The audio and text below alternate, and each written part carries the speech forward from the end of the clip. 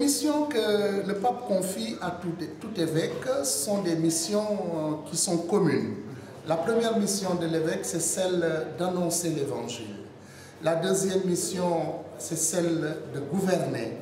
Et la troisième mission, c'est celle de la sanctification du peuple de Dieu qui lui est confiée. Bien sûr, ce n'est pas des choses en cloison.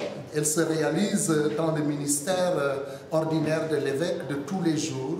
Donc, annoncer l'évangile, gouverner son propre diocèse et sanctifier le peuple de Dieu qui lui est confié. Ça, ce sont les missions fondamentales de tout évêque. Mais en tenant compte de la réalité propre à chaque diocèse, un évêque peut recevoir des missions spécifiques.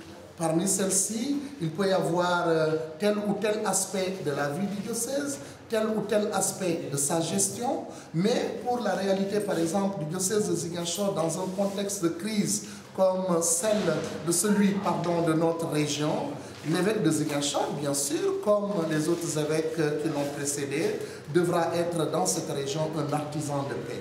Nous avons déjà eu des événements qui vont montrer ou qui montreront sa ligne pastorale à venir.